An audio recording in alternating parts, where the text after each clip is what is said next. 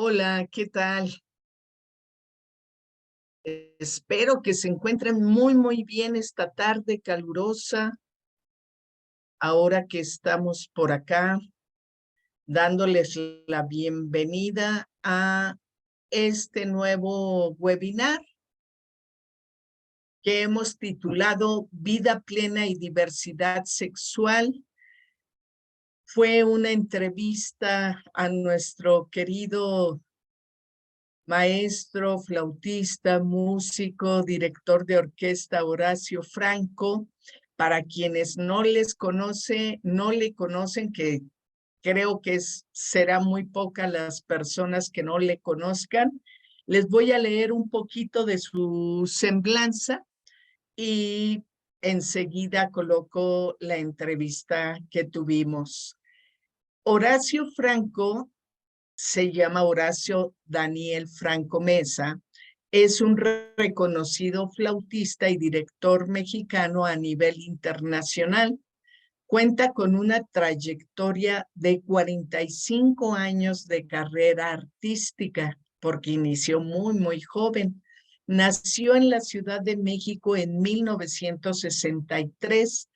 Es quizá hoy por hoy el instrumentista más reconocido en el ámbito de la música de concierto en nuestro país.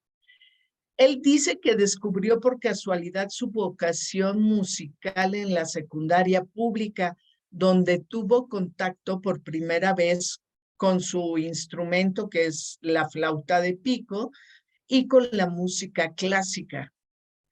Contra la voluntad de sus padres, Horacio Franco siguió su voz interior e ingresó al Conservatorio Nacional de Música a los 13 años, sin poder estudiar su instrumento, porque en el conservatorio se carecía de la carrera profesional en México a través de este instrumento.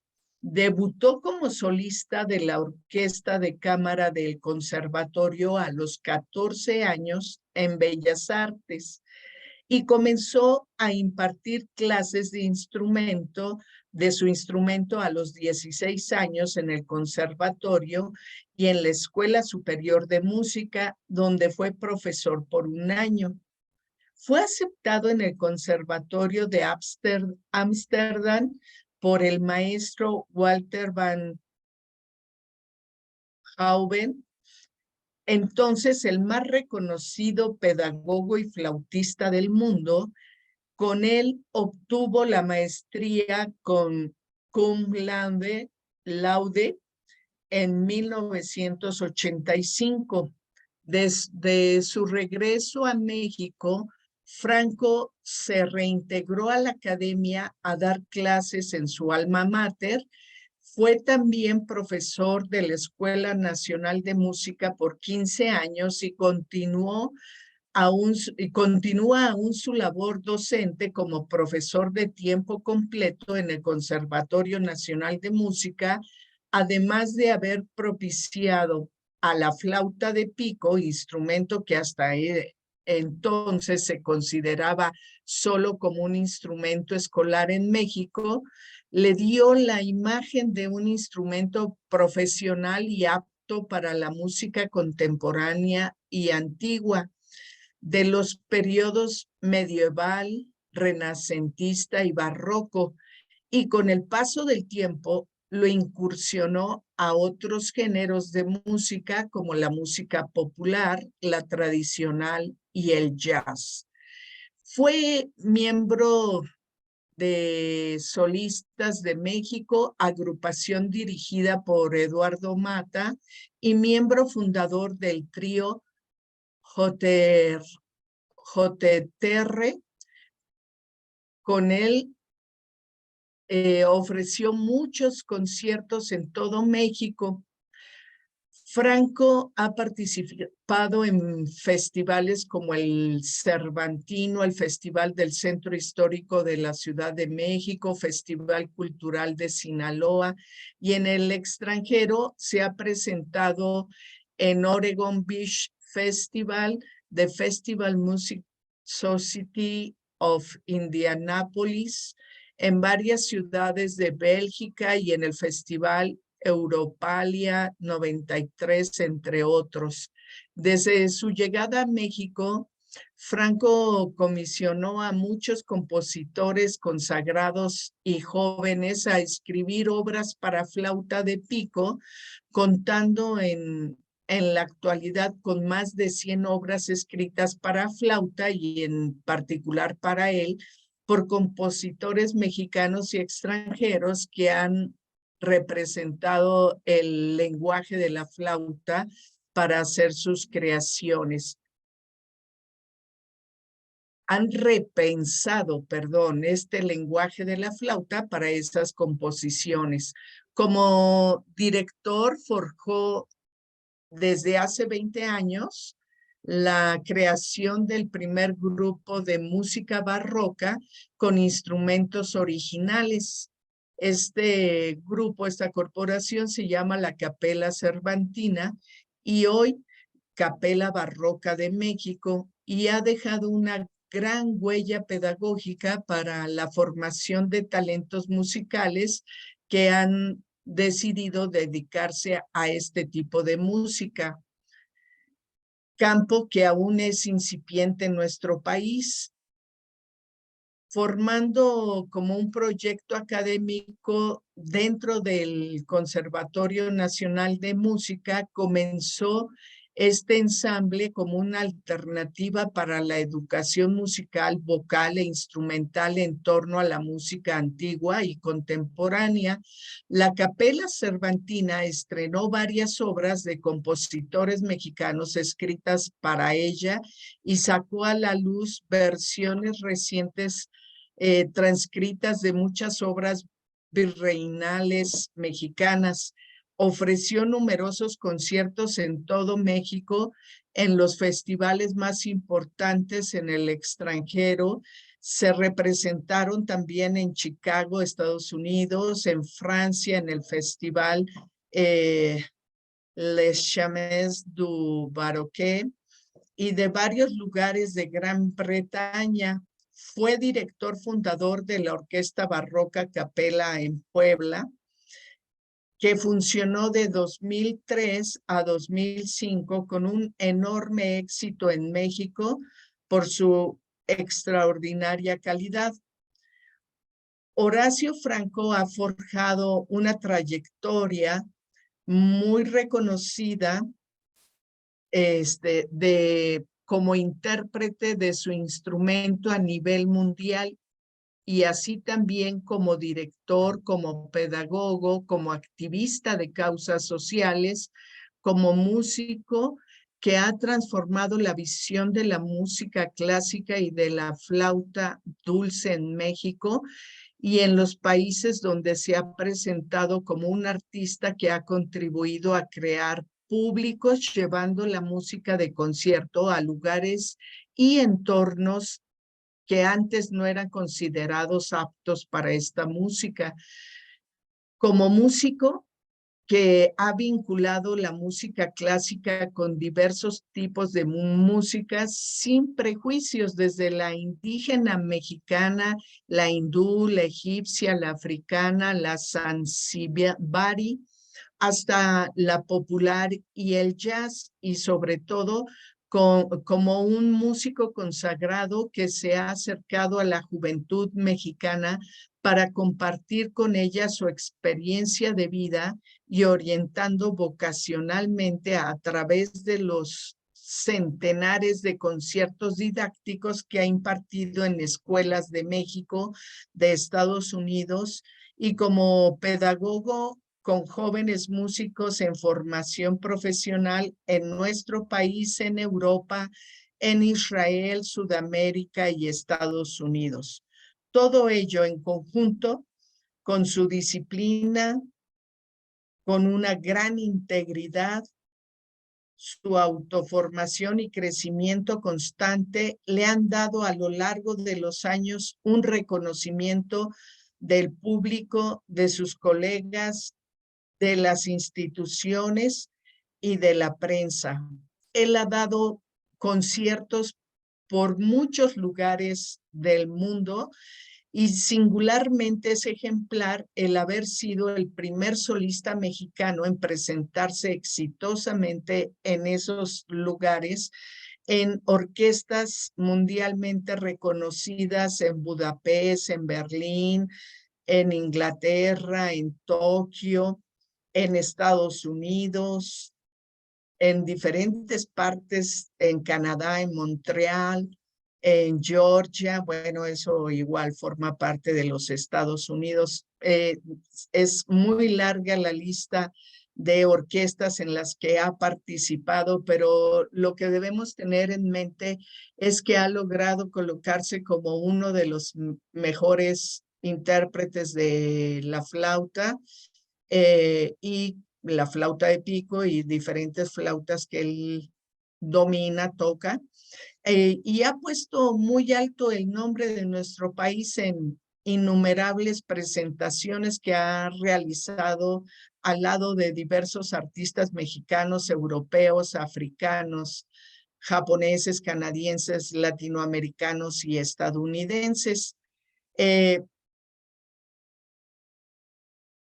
Creemos que sus numerosas grabaciones que abarcan la música barroca, contemporánea, popular y la difusión de, por ejemplo, el nuevo catecismo para indios remisos con Carlos Monsiváis, los lienzos de viento acompañado por dos maestros indígenas de Chiapas, sones de tierra y nube con la banda Mije de niños del SECAM de Santa María Tehuitoltepec de Oaxaca,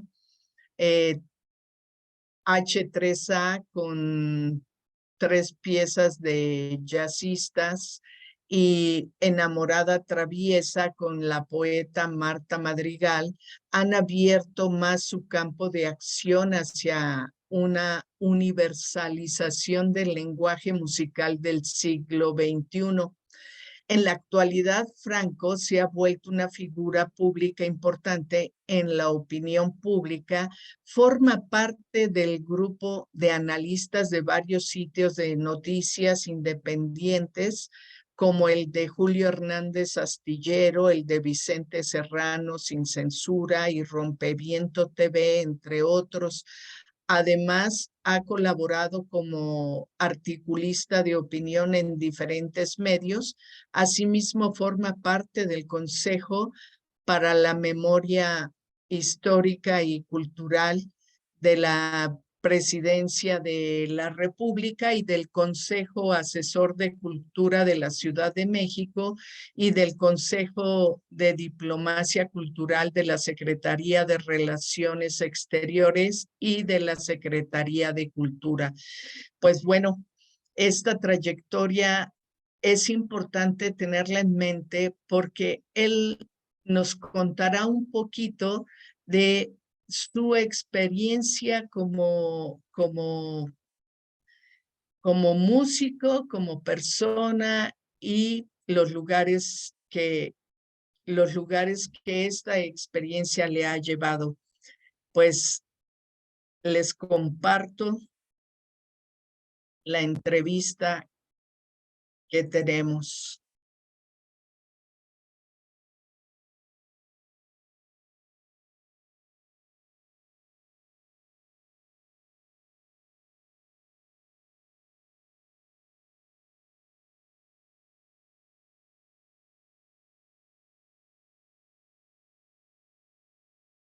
Pues muchas gracias, Horacio, por aceptar esta entrevista. Para mí es súper importante que eh, las personas que nos siguen en Facebook, en YouTube, puedan conocer un poquito de tu historia, pero un mucho de tu trayectoria y tu vida en torno a la construcción y el desarrollo de una persona feliz a través de lo que decidió hacer con su vida. Y entonces, bueno, en ese sentido, Me gustaría muchísimo que pudieras contarnos desde cuándo tú identificaste que tu pasión era la música y en particular, pues, la flauta. Bueno, qué gusto estar platicando contigo, Claudia, y con todos los chicos que estén escuchando esta entrevista. Eh, yo empecé la música a los 11 años, cuando entré a la secundaria.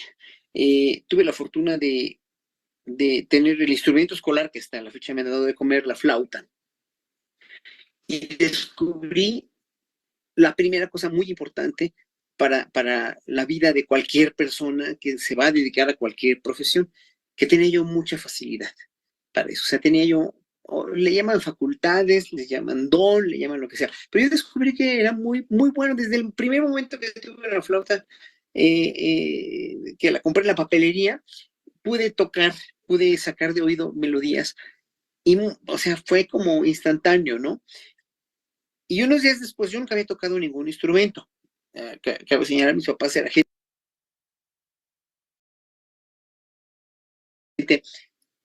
de clase trabajadora que nunca nos llevaban a, pues casi ni de vacaciones, ¿no?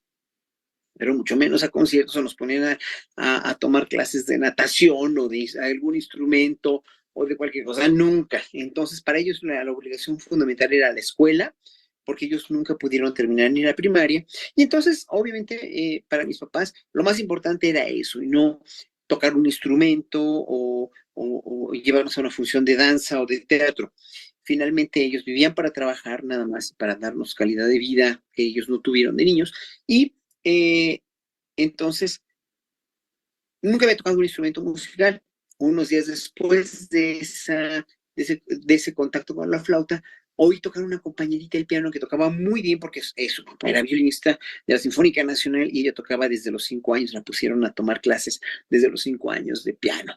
Y entonces tocó, para algunos que nos quedamos ahí después de la clase de música, una sonata de Mozart, gran compositor del siglo XVIII. Y desde que oí tocar a mi compañerita me enamoré perdidamente de lo que oí. Fue una total y absoluta infatuación, una total revelación, oír música tocada en el piano, música clásica por primera vez en mi vida. Y desde ese momento dije, yo quiero hacer esto. Acomodé el lugar, fue como un rayo de luz que me entró al cerebro y fue ahí donde decidí ser músico a costa de lo que fuera. Mi mamá y mi papá obviamente no quisieron nunca comprarme un piano ni nada, yo quería ser pianista, pero seguí con la flauta en la secundaria y como era yo realmente muy talentoso, entonces el maestro de música nos ponía a mí, me ponía a tocar en los festivales y a lucir su trabajo porque la flauta lo odiaban en todas las escuelas y en todos los salones, obviamente, pero bueno, esa es otra historia aparte. La cuestión es que entonces tuve la fortuna de descubrir a los 11 años, primero, cuál era mi talento en la música, en la flauta en este caso, y cuál era mi pasión. Y entonces, con ello, yo le aconsejo a todos los chicos que nos estén escuchando y viendo que traten de descubrir lo más pronto posible esas dos cosas. Primero, cuáles son tus facultades genéticas y qué te gusta, porque con ello vas a ser un profesionista más exitoso o un profesionista exitoso que si no sabes cuál es tu carrera o cuál es tu profesión, o que si no sabes realmente si te gusta o no. Y en México hay muchísima, una de las grandes tragedias nacionales, hay muchísima deserción en carreras o terminan carreras para las cuales no funcionan los chicos o los estudiantes o no les gusta.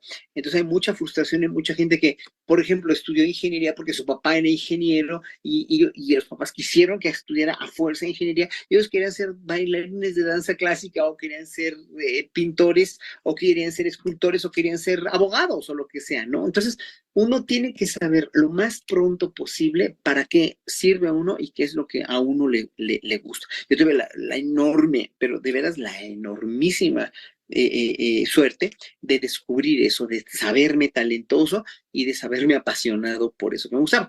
Curiosamente, a la misma edad ya ya descubrí mi verdadero gusto, que fue por los chicos y no por las chicas. Bueno, desde antes lo había yo descubierto, pero fue a los 11 años que tuve precisamente mi primer novio, ya oficial, pues, ¿no? Y entonces, bueno, fue también una transición muy fuerte a la adolescencia, porque pues era yo un preadolescente o un adolescente ya adolescente, ya me desarrollé bastante rápido, pero pues obviamente los 11 años para mí fueron una revelación definitiva de quién soy. Entonces, como les digo a los chicos, hay siempre que saber quién eres, para qué sirves y qué te gusta. Y tú desde que descubres también, aparte de tu pasión por la música, tu talento por la música, también te haces consciente de tu orientación sexual. A veces yo pongo esto de hacernos conscientes porque a veces vamos como repitiendo la heteronormatividad porque así no la marcan y en algún momento de nuestras vidas descubrimos que nuestra orientación es distinta a lo que la televisión, la familia, la cultura me había dicho. Tú dices que desde muy joven también, 11 años, eres consciente de tu orientación sexual. ¿Cómo vives eso en la secundaria? No, bueno, ¿cómo digo eso en una sociedad tan machista como era México en 1974?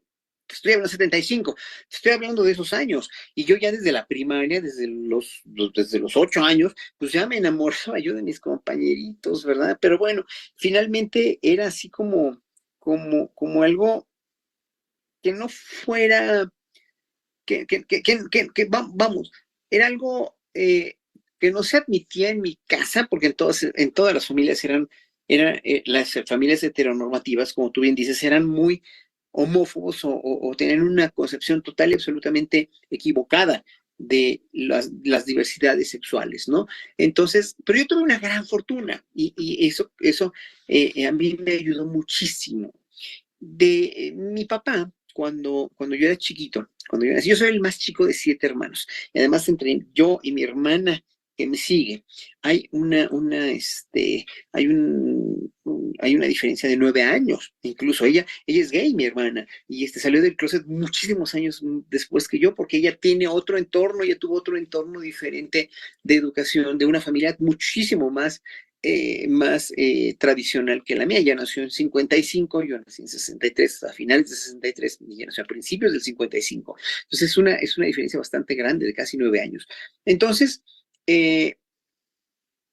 mi papá trabajaba como cantinero en una cantina de la Ciudad de México y se quedó sin trabajo en 1970. A finales del 70 yo tendría 7 años, acababa de cumplir 7 años. Y mi mamá y mis hermanos, todos se tuvieron que poner a trabajar, ayudarle a mi papá, a ayudarle a la economía. Yo tenía 7 años, no me podía poner a trabajar. Pero antes había sido un niño muy faldero, muy mimado por muchas mamás. Tenía 5 hermanas, las cuales me consintieron muchísimo, ¿no? Y 2 hermanos que también me consentían, pero ellos fueron más independientes. En todas las familias heteronormativas, los hombres siempre tienen más libertad que las mujeres. Ellos se pueden salir, o sea, ellos son unos héroes si tienen muchas novias o o si se van de la casa o lo que sea, y las mujeres no, las mujeres son unas prostitutas si llegan a tener relaciones sexuales o lo que sea, ¿no? Ese machismo y esa heteronormatividad es una verdadera, y sigue siendo una verdadera aberración hoy por hoy. Pero bueno, total, que para esto, mi padre se queda sin trabajo, mis hermanas y mis hermanos, bueno, se ponen a trabajar, y yo me quedé más bien solo, sin tanta sobreprotección que tenía. Y eso me hizo pasar de ser un niño mimado, de ser un niño odioso además, a ser un niño más bien retraído y muy refugiado, ya no en las faldas de mi mamá y de mis hermanas, sino en los libros. Entonces empecé a leer mucho, mucho, mucho. Me gustó mucho, no tanto la literatura infantil, pero sí las enciclopedias que tenían en mi casa. Mi papá tenía 2 enciclopedias, una de Espasa Calpe, una de 45, imagínate, ellos se desconocieron en 45, y otra de 1965. Y ahí empecé a leer sobre las culturas antiguas y sobre las religiones de esas culturas. Entonces, como mis papás ya estaban ausentes trabajando y buscando el pan, empecé a refugiarme mucho en eso y empecé a apasionarme por todas las culturas, como la egipcia, que fue la que más atención me llamó, luego la griega, la romana, pero sobre todo la egipcia, y la cuestión de la religión, de los dioses, en Grecia o que había en Roma, y por fortuna ahí fue donde me di cuenta de que un Dios que me querían imponer, porque además yo de niño, de todavía más chiquito, decía yo, bueno, porque si existe un Dios bueno y cariñoso y que todo lo sabe y que todo lo ve, como dice en el catecismo, ¿por qué no? ¿Por qué yo sí? O sea, ¿por qué hay niños pobres que les va tan mal y que son tan buenos como yo? ¿Y por qué yo voy a temerle a un Dios que me va a castigar? Porque a pesar de que era bueno y cariñoso, decía, ¿no? Que si te portas mal, Dios te va a castigar. Entonces dije, bueno, a ver si yo no me porto mal. Y además, bueno, empecé a leer que había otros dioses diferentes en las culturas antiguas y me llamó mucho la atención. Dije, bueno, ¿por qué me van a imponer un dios que no puedo ver, además? Y me volví total y absolutamente, pues sí, ateo. De niño ya fui ateo. Yo dije, no, yo no quiero hacer mi primera comunión por nada del mundo. Querían que hiciera la primera comunión a los 7 años. Luego insistieron cada año y hasta los 11, fíjate que yo era ya tenía novio, me mandan al catecismo. Y cuando fui al catecismo, yo ya había leído, aparte, era un niño bastante nerd, bastante culto, ya había oído a Darwin y la teoría de la evolución. Y cuando oigo toda esa sarta de cosas que dice la catequista, dije, no, por favor, no, yo no quiero estar aquí, no tengo por qué estar aquí. Y ya tenía yo mi novio, además, ¿no? Y además yo tan ateo que fui, o sea, no creía yo en ningún Dios, ¿no? Entonces, eso me ayudó mucho también a contrarrestar toda la vorágine de la represión católica o cristiana, ¿no? Que sigue habiendo hasta la fecha, donde finalmente pues al ser humano lo condiciona, ¿no? Y si los cristianos lo condicionan, los musulmanes peor y los judíos de la misma manera, ¿no? Entonces yo no soy enemigo de creer en ningún Dios, ¿no? Al contrario, la gente que tiene fe me merece el respeto mayor del mundo, pero yo nunca creí en ninguno. Entonces por eso yo nunca tuve la adscripción al castigo, a la culpa, que también es terrible, a la culpa y al castigo. Yo tenía a mi novio, al cual yo quería mucho, ¿no? Y no tenía por qué castigarme nadie por querer a alguien, ¿no? Entonces, bueno, ahí fue como que una manera muy suave, dijéramos, de entrar yo mismo con orgullo a ser homosexual, pero obviamente tenía que cuidarme mucho porque toda la connotación que tenía esto para mi familia, para la escuela, pues era totalmente prohibida, evidentemente, ¿no? Incluso para cuando entré a estudiar música ya profesionalmente al conservatorio, que tenía yo 13 años, pues me tocó ya como gay, me tocó, o sea, ver cómo, y sigue siendo el conservatorio, después de casi 50 años, sigue siendo de veras, una sociedad musical muy homófoba, de veras, hay maestros, todavía colegas míos, yo sigo dando clases en el conservatorio, que son verdaderamente muy homófobos, ¿no? Entonces, hay cuestiones que se deben arreglar en la educación verdaderamente inminentes. De eso hablaremos después, pero pues yo tuve ese ingreso, dijéramos, a mi plataforma de orientación sexual, buscándome yo precisamente la felicidad y buscándome yo la manera de ser yo mismo, ¿no? Primero como músico y luego como homosexual. Y bueno, quiero entender que lo que sucedía es que no te mostrabas mucho, que tenías y ejercías tu homosexualidad sin reflectores, sin ponerlo a la vista, porque sabías que podía ser censurado, criticado y generarte complicaciones, porque No entendías tanto, que, ¿eh?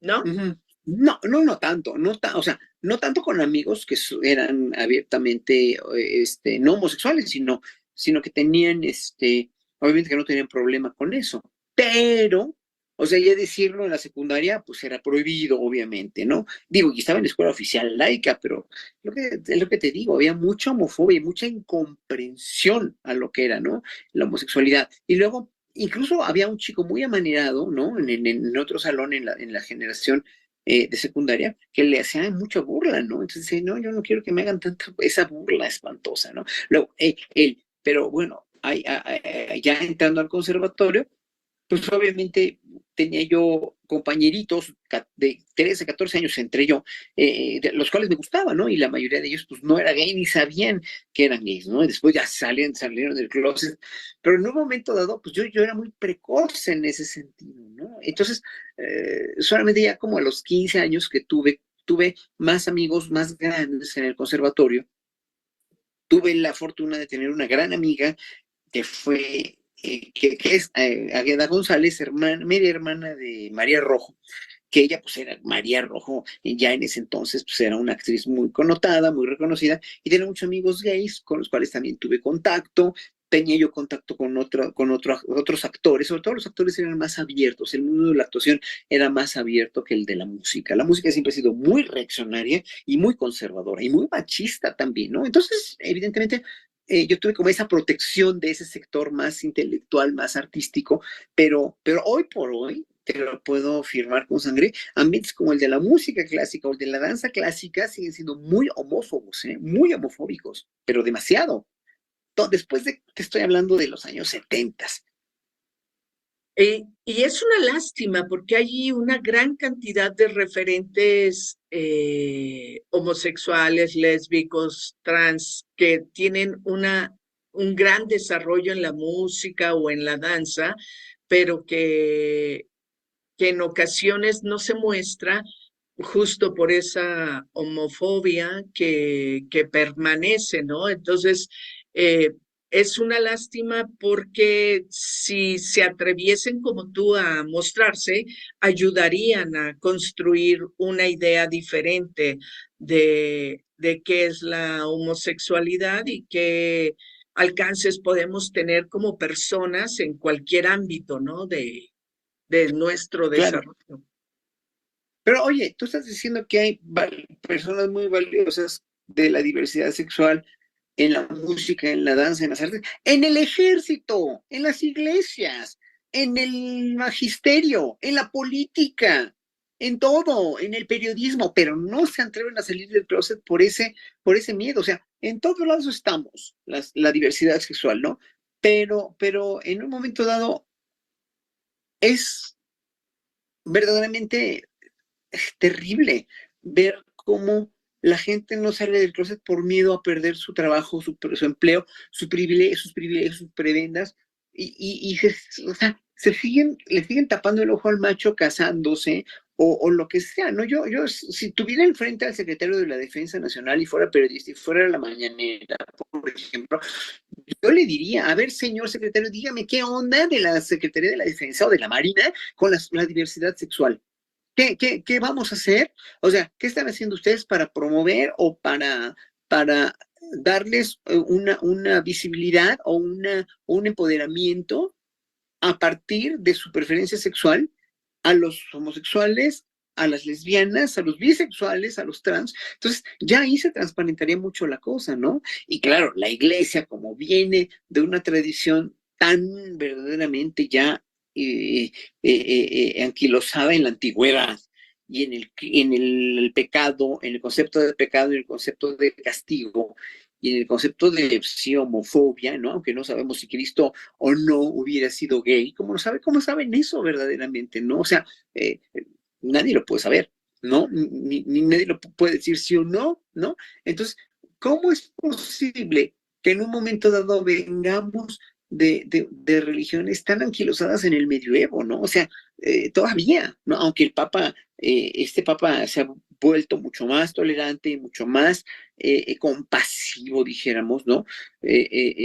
O sea, vamos, o sea, hay que aceptarlos, sí hay que quererlos, pues sí, pero a ver, primero que nada, dejen que haya sacerdotes mujeres, por ejemplo, ¿no? Si quieren avanzar, quiten el celibato como un precepto para los sacerdotes y las monjas, pero verdad que no quieren, porque quieren seguir reprimiendo y quieren seguir controlando. Entonces, si hubieran hecho eso, la Iglesia Católica no hubiera tantos sacerdotes pederastas violadores de niños ¿no? Que en realidad, obviamente, lo único que ha servido es para eso el celibato, ¿no? Ese es un pecado contra natura, el celibato, porque estamos hechos para tener sexualidad, los seres humanos estamos diseñados para tener una sexualidad.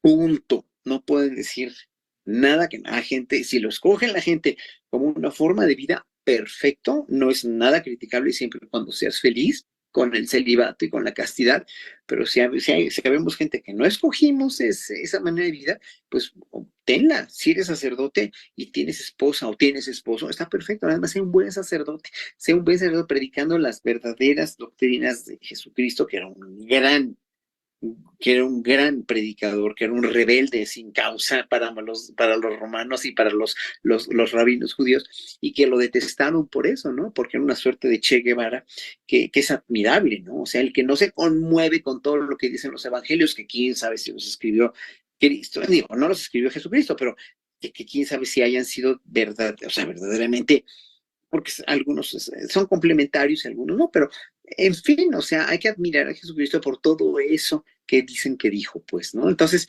sí, el amor, la compasión, etcétera, etcétera. Pero, pues, obviamente la religión judía sigue satanizando a la homosexualidad, la religión judía ortodoxa, ya judíos más contemporáneos, pues ya le han adaptado eso, pero los musulmanes están verdaderamente muy, muy atrasados, ¿no? Entonces, bueno, ahora sí que cada quien escoja su religión y cada quien escoja sus creencias, pero lo importante es que cada persona tiene que realizarse como ser humano a nivel personal, a nivel profesional, a nivel sexual y todo. Entonces tienen que encontrarse a sí mismos. Como te digo, yo tuve la fortuna enorme de no tener ninguna religión, ninguna creencia que me sostuviera a llevar una doble vida o a tener una novia. Y claro, mis papás se los confesé a los 15 años, se pararon de pestañas porque ya les había yo, ya me había yo inscrito al conservatorio, ya había tocado mi primer concierto de solista en Bellas Artes. Ellos estaban más o menos convencidos, pero digo, me costó mucho trabajo,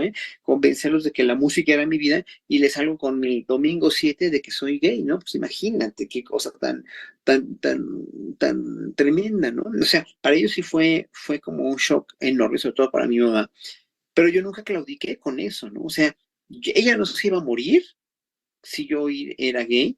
Y si yo le hacía caso, si yo detentaba una doble vida, si hubiera tenido noviecitas o novias y se las hubiera mostrado, hubiera sido una traición a mí mismo. El no ser quien eres, en cualquiera de las formas que profesional, personal, sexual, lo que sea, es traicionar, una traición a ti mismo, es empezarte a clavar una daga, un cuchillo y poco a poco irte matando paulatinamente. Fíjate que ahora que estamos trabajando con educación integral en sexualidad para docentes, encontramos a veces que en nuestra página nos escriben que estamos construyendo una ideología de género para generar que los jóvenes, los niños se confundan y entonces vean como alternativas el ser homosexual, lesbiana, trans. Y siempre les estamos reafirmando y hablando, diciéndoles que no existe una ideología de género, que existe una perspectiva de género donde se analiza la diferencia sexual que se ha convertido en una posibilidad de poner jerarquías de un género encima de otro y que las diversidades de identidad también son menospreciadas y maltratadas porque no perteneces al género hegemónico que es ser hombre, blanco, propietario, esas cosas. Y les decimos también que nadie va a ser homosexual, lesbiana, trans, si no es su esencia. Nadie va a convencer a nadie de ser algo diferente. Y que lo que sí sucede con la posibilidad de comprender que hay esta diversidad es que esos niños, niñas, adolescentes y jóvenes tengan en las personas adultas alguien que los comprenda, alguien que les permita hablar de las cosas sin que se sientan culpables, sin que les dé vergüenza, que tengan seguridad en sí mismos, en mismas, y que entonces eso va a abrir una posibilidad de tener un mundo menos violento, menos discriminativo en algunos de los aspectos que estamos citando. ¿Tú cómo miras esta idea de la ideología del género y que alguien puede cam- cambiar su identidad o su orientación sexual por influencia de lo que se dice en las narrativas? Lo que pasa es que cada cabeza es un mundo, primero que nada, y cada persona debe asumir su sexualidad de la manera que, que, que la entienda, que la comprende, que le dé placer y que le dé gusto, eh, eh, que le dé amor por otro o por otra, ¿no? Y que finalmente descubra su esencia a partir de su misma sexualidad. Pues obviamente es ya un catálogo de heterosexuales, bisexuales, transgéneros, transexuales, intersexuales. Ya hay miles de nomenclaturas que yo ya ni me sé, ¿no? Que en un momento dado son etiquetas que nos vamos poniendo, que van construyendo los sexólogos, que van construyendo las comunidades. Dentro de la comunidad gay, por ejemplo, pues están, acuérdate, las musculocas, los que llaman aquí en México los cabaretitos, ¿no? Qué sé yo, o sea, hay miles, los osos, por Los ejemplo, ¿no? usos. Ajá. Los osos, los twinks que les dicen ahora, o sea, hay muchas nomenclaturas, pero pues todos somos seres humanos y nos gustan, en este caso, a estas comunidades a la cual yo pertenezco, porque soy hombre heterosexual 100%, digo, homosexual, perdón, 100% homosexual. Entonces, bueno, yo pertenezco a esa comunidad, pero veo que dentro de esa comunidad hay incluso en los mismos miembros de esa comunidad, hay mucha discriminación, hay racismo, pues sean los mushes incluso, ¿no? Están ahí, ¿no? Incluidos, hombres homosexuales. Hay mucha discriminación entre nosotros mismos y también a otras comunidades y también con las lesbianas, ¿no? O sea, hay mucho odio y sobre todo mucha incomprensión en la cuestión de que las sexualidades son diferentes. Por eso empecé con esto de que cada cabeza es un mundo. Ahora, la cuestión ya de las nuevas nomenclaturas, de la identidad de género, yo creo que pues sí, es muy importante que haya educación sexual en las escuelas y en los padres también, para que los padres vayan entendiendo que esto ya no puede ser heteronormativo y que si quieren una sexualidad como ellos la viven o como ellos quieren que los hijos la vivan, pues están muy equivocados, porque finalmente el hijo o la hija va a decidir su sexualidad una vez que le llegue la adolescencia, que le llegue la adultez ya, y va a ser feliz con quien quiera. Y más hoy que hay tantas opciones y que los jóvenes ya pueden ser tan bisexuales como no, como asexuados, como lo que sea, ¿no? O sea, es impresionante la diversidad que hay y la cantidad de opciones que tiene la juventud de poder en un momento dado colocarse o ubicar su felicidad con quien sea, ¿no? Entonces, ya eh, la heteronormatividad es una cuestión obsoleta y totalmente falaz. Bueno, eso no se lo digas a Eduardo Verástegui porque te va a mandar a la fregada, ¿verdad? Obviamente, pero sí se lo puedes decir a gente como la Secretaría de Educación, a la Secretaría de Educación, a Leticia, o le puedes decir esto a los maestros, a cualquier maestro o a cualquier líder educativo, ¿no? Evidentemente no se lo vas a poder decir a un sacerdote católico, sobre todo muy conservador, tal vez a los jesuitas sí los puedas decir, pero no, obviamente no lo va a aceptar, ¿no? Entonces, ¿qué te puedo decir? O sea, la cuestión de, más bien, la cuestión de la identidad de género es una cuestión ya necesaria, ya optativa, ya más bien optativa, ¿no? Es que cada quien tiene que tener una identidad absolutamente que lo haga feliz y que le satisfaga, independientemente de cuál sea esta, de cuál sea su manera de ejercer su sexualidad o de no ejercerla, obviamente, ¿no? Entonces, cada quien tiene que ser responsable y consciente de eso. Y la sexualidad va a cambiar mucho, ya, si de por sí ha cambiado mucho, va a seguir evolucionando.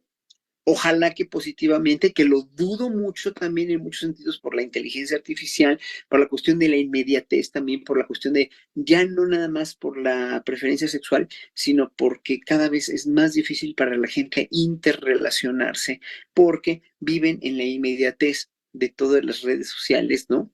Y eso que todavía no llega la inteligencia artificial a ello, pues, ¿no? Entonces, las redes sociales, inmediatez, falta de compromiso, miedo a perder tu libertad, miedo a perderte dando todo tu cariño y dando todo tu amor a otra persona que probablemente te traicione, ¿no? Entonces, cada vez hay más y más miedos también a iniciar relaciones satisfactoriamente amorosas, satisfactorias, ¿no? Cada vez se piensa más, ya ni en lo sexual, sino simplemente en la inmediatez y ya, nada más y todas las personas nos hemos vuelto desechables en un momento dado, ¿no? Para ello. Entonces eso también da bastante miedo, pues, ¿no? Ya el sexo entonces va después a ser virtual también por el miedo que hay, obviamente, a las enfermedades de transmisión sexual, a embarazos no deseados, obviamente, etcétera, etcétera. O sea, es una gama de miles de cosas, pues, ¿no? Que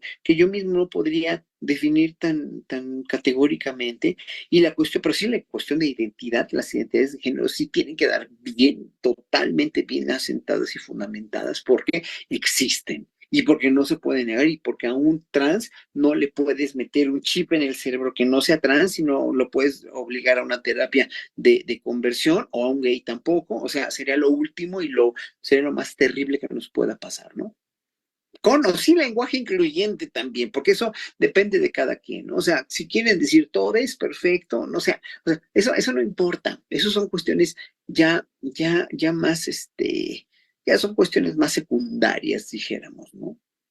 Puede haber un posicionamiento político para el uso de los pronombres y de las etiquetas, pero creo que en el fondo lo más importante es el respeto a la diversidad, el respeto Claro, y el reconocimiento a la capacidad que tenemos todas y todos de vincularnos con otros seres humanos de manera eh, abierta, honesta, generando vínculos de relacionamiento amoroso o afectivo o sexual, el que vayamos eligiendo dependiendo las etapas, pero que justo tenemos que encontrar en la sociedad y en las escuelas, pues esos referentes, ¿no? O esas pautas para que generemos relaciones sanas. Creo que ahí debería estar como el meollo de esta educación integral en sexualidad. bueno, si en las escuelas no lo tienes, esto que acabas de decir que es fundamental, si en la casa no se habla de eso, entonces el muchacho, el niño, el adolescente va a crecer total y absolutamente desorientado. Pues no. Yo porque tuve la oportunidad de tener un vecino que vivía en la casa de arriba de donde vivo yo, que me gustaba mucho y que era gay y que nos hicimos novios. Pero igual y no he tenido esa oportunidad tampoco de escuchar a mi compañerita Claudia Aguirre tocando la sonata de Mozart, ni de tocar una flauta.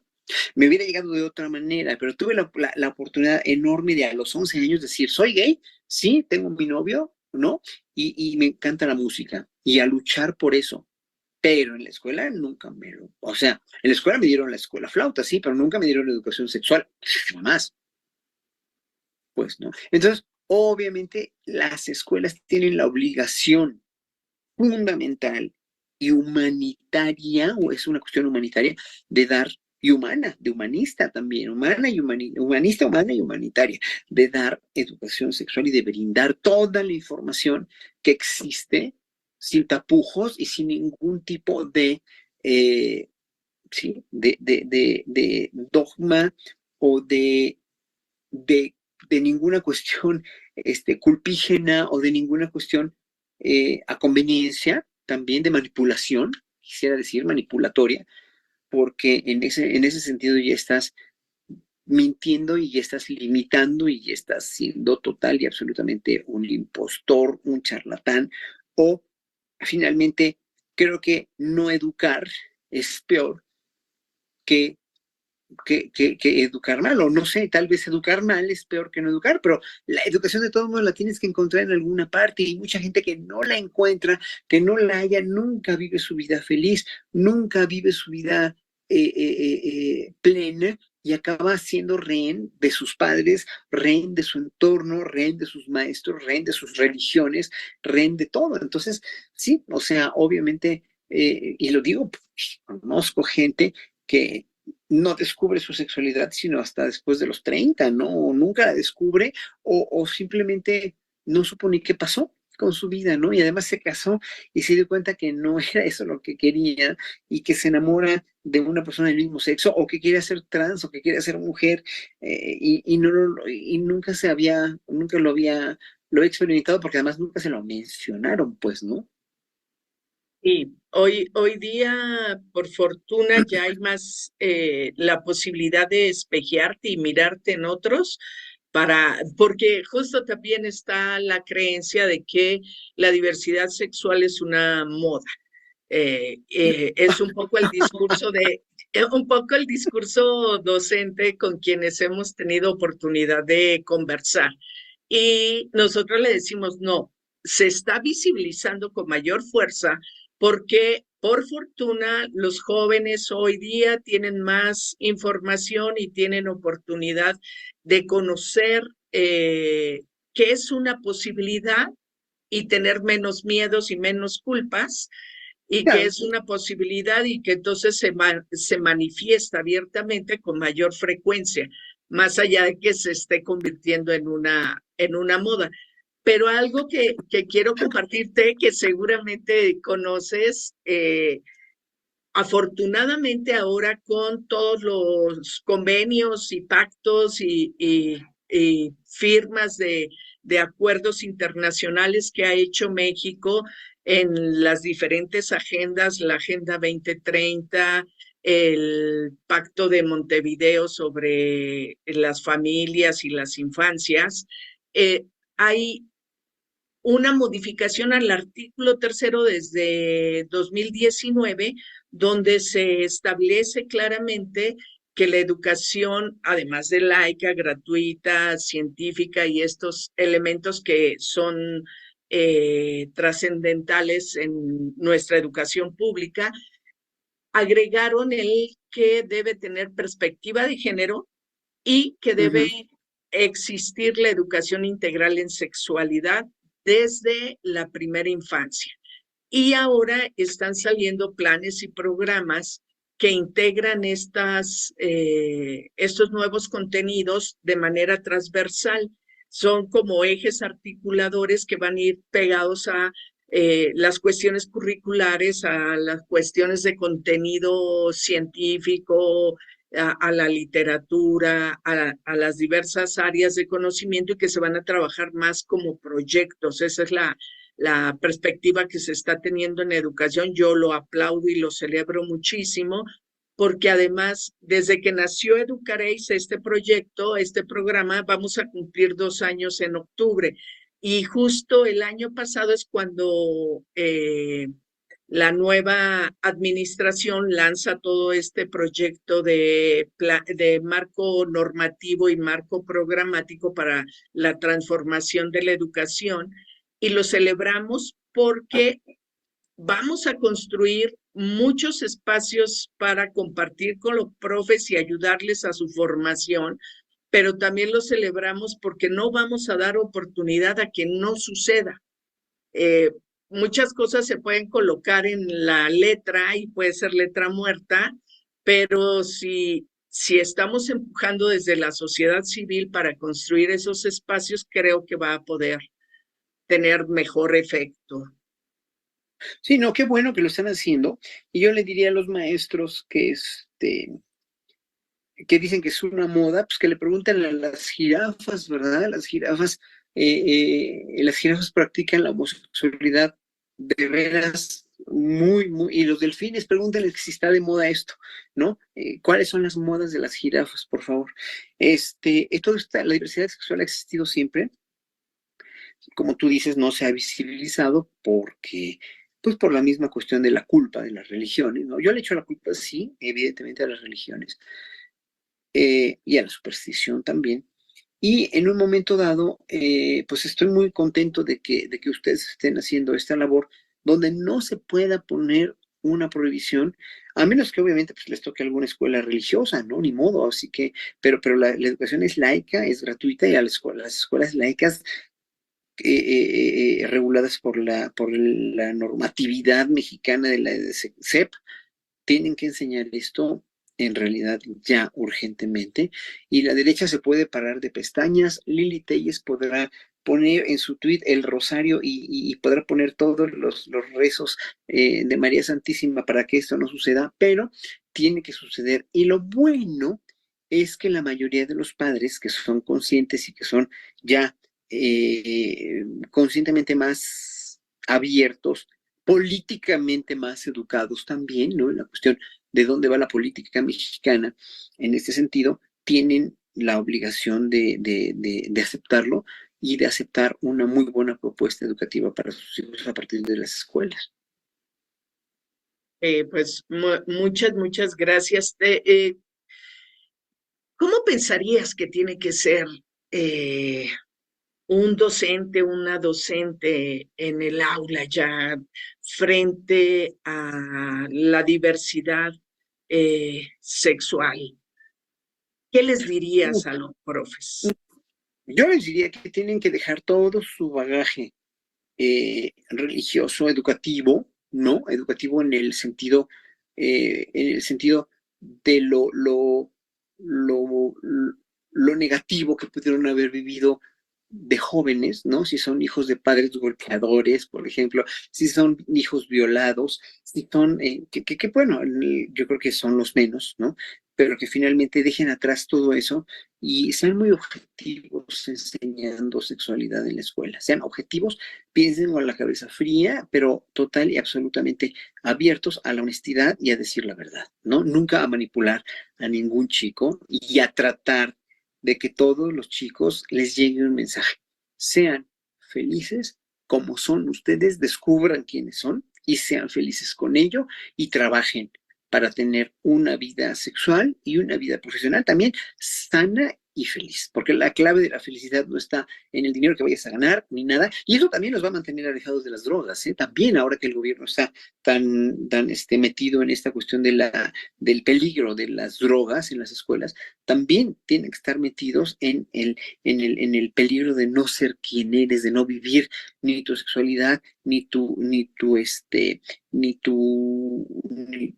talentos y tus pasiones para tener una profesión, ni tus aptitudes y tu orientación vocacional. Es que va junto con pegado. Todo eso va absolutamente junto con pegado, Claudia. O sea, es todo, es una educación integral a la cual no estamos acostumbrados en México porque finalmente nunca se ha visto como una cuestión holística del ser humano, sino como cuestiones aparte, ¿no? La religión es aparte, sí, la moral es aparte, sí, las matemáticas son aparte, sí, las artes son aparte, sí, o sea, sí, son diferentes materias, pero todo englobado en un entorno humanista, donde englobas al ser humano, o sea, lo metes, lo encasillas en todas, y tiene que ser una vista periscópica para todas las áreas del quehacer humano. Muchas gracias. Pues mira, yo creo que con esto cerramos la charla de hoy. Te agradezco un montón. Justo cuando haga la presentación tuya, vamos a incluir pues algunos referentes musicales, porque bueno, no todos en el país lamentablemente te conocen, por eso quería pues un poco hablar de tu trayectoria, pero sí, claro que haremos referencia para que también los jóvenes y docentes que nos vean, pues tengan clarísimo quién nos ha platicado el día de hoy. Me encantaría también que pusieras o que les dieras mis redes sociales por si me quieren hacer alguna pregunta o algún cuestionamiento que no estén de acuerdo, ¿no? Entonces, en Facebook estoy como Horacio Franco Flautista, también en Instagram y en Twitter estoy como Horacio Franco. Digo, las redes no las uso más que para publicitar conciertos míos y a veces para poner algún tweet, pero no soy muy, no soy muy proclive a publicar muchas cosas, sobre todo en Twitter, porque es muy agresivo, pero con todo gusto contesto las preguntas que los maestros y los alumnos me hagan, en este caso. Pues muchas gracias por esta charla y yo encantada de haber contado con tu presencia. Pues muchas gracias a todos, un saludo y pues estamos en contacto.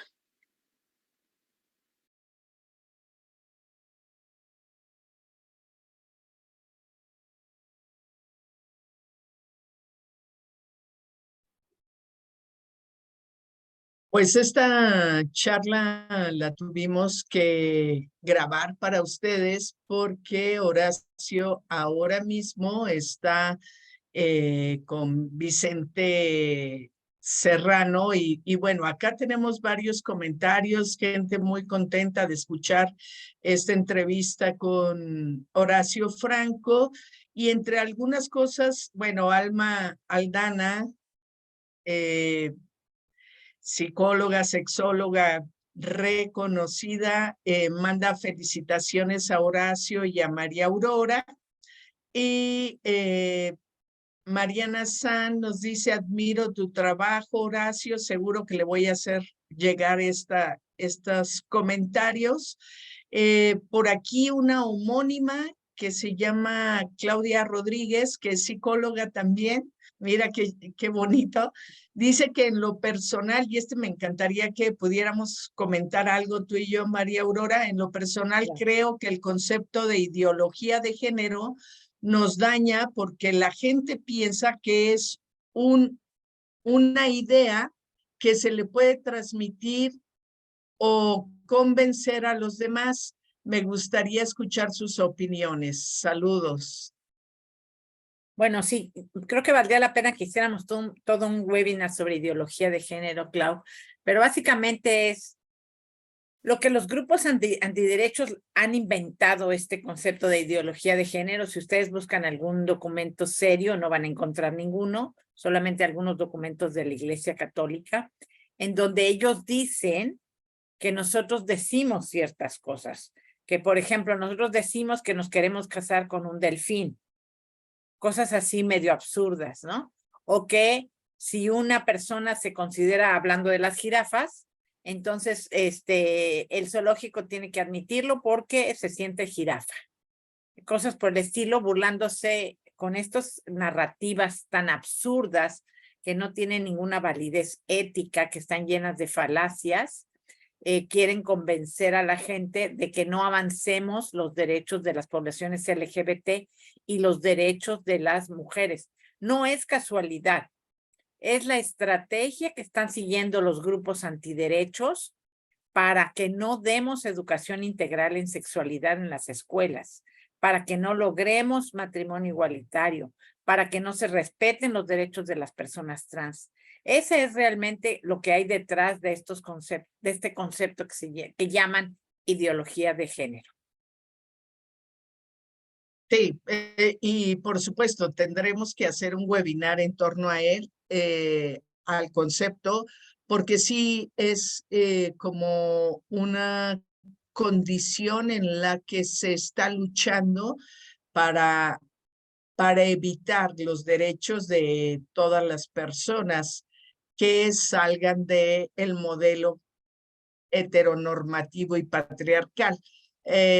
Claudia también nos pone aquí que desafortunadamente en la realidad nos topamos con niveles altísimos de homofobia y transfobia en los maestros. Hay mucha ignorancia aún entre los docentes. Sí, pues precisamente por eso surge el proyecto Educaréis, que nos encantaría que ustedes transmitan en sus redes sociales y creo que lo que acabamos de escuchar de Horacio es maravilloso, un hombre que ha roto muchos paradigmas. Yo no conocía su historia, me pareció fantástica. Romper y declararse homosexual, digo, y autoidentificarse como homosexual a los 11 años y hablar con su familia a los 15, es la realidad de muchas personas. Y también tenemos que decir, romper con estos estereotipos de que dicen que el homosexual es A, B, C o D, pues ya lo vimos. Horacio es un hombre que ha viajado por todo el mundo, que se propuso un objetivo, que lo está logrando, que a mí me han dicho que la gente que sabe de música, que Horacio es el mejor flautista del mundo, ¿eh? O sea, no es una cuestión aquí nada más de México, es del mundo. Y haber empezado con una flauta de estas que te cuestan 50 pesos, me parece una idea extraordinaria. Sí, bueno, acá con todo suavecito pueden ver en YouTube otras entrevistas. Favorablemente para Cristina Pacheco lo ha entrevistado en varias ocasiones. Y bueno, yo conocí por primera vez su historia a través de su hermana, que la escuché en una reunión. Y justo lo que hablaba era de esta fascinación y lo que sintió en el cuerpo al escuchar por primera vez música clásica con esta compañera de secundaria. Y entonces él se enamora y se apasiona de ello y por eso sigue su camino. Y bueno, ya es redundante hablar de lo que acabamos de escuchar, pero de verdad fue muy lindo, lo buscamos, no teníamos referentes frente a él y accedió todo el tiempo a esta entrevista, entonces habla doblemente bien de él el poder acceder y estar dispuesto a charlar para Educaréis. Pues Pues eso. Claudia, muchísimas felicidades por esta entrevista que lograste. Está fantástica y los invitamos a todos y a todas que compartan en sus redes sociales estas posibilidades que vamos a dejar todo en YouTube para que lo vean cuando ustedes tengan tiempo. Sí, y bueno, ahora me encantaría que podamos compartir pues algunas cuestiones para quienes nos ven por primera vez, porque miro aquí a gente que no había mirado y que conozco y reconozco. Si por favor ¿quieres contarles quiénes somos? María Aurora. Somos Educaréis, un programa de la organización Género, Ética y Salud Sexual, cuyo objetivo es impartir educación integral en sexualidad para docentes. Todos los días, Claudia nos hace el favor de enviar una cápsula a un grupo de Telegram. Telegram es una herramienta poco conocida en México, pero muy buena, porque si ustedes ahorita bajan Telegram y se inscriben al canal, podrán ver todas las cápsulas de educación integral en sexualidad que hemos desarrollado. También se pueden registrar en nuestro Facebook que se llama Educación Integral en Sexualidad. Ahí se enterarán de todos nuestros eventos. También tenemos Instagram que se llama educaréis_GESAC. En nuestro canal de YouTube pueden ver todos los webinares que hemos hecho, ya son más de 60. También tenemos un grupo de WhatsApp, tenemos 4 grupos ahí para docentes de preescolar, de primaria, de secundaria y de bachillerato. Manden un mensaje y nos dicen también si quieren recibir las invitaciones a nuestros eventos para que los incluyamos. Nuestro correo electrónico es educareis3@gmail y también tenemos un TikTok Educaréis y tenemos un Google Site Educaréis. Entonces, gracias por acompañarnos y les esperamos el próximo miércoles a las 7 de la noche y te cedo la palabra, Clau. Sí, nos vemos el próximo miércoles 5 de julio. Tendremos la oportunidad de escuchar a Francisco Gabriel García Mellado con el webinar Cómo deconstruir las masculinidades violentas. Él está trabajando en Hombres por la Equidad AC y creo que puede ser muy interesante mirar la forma en que podemos ir desarticulando pues estas masculinidades violentas para construir masculinidades más integrales, más funcionales y más amorosas. Pues quisiera dejar de compartir para despedirnos hoy y decirles que nos vemos la próxima semana. Cuídense mucho.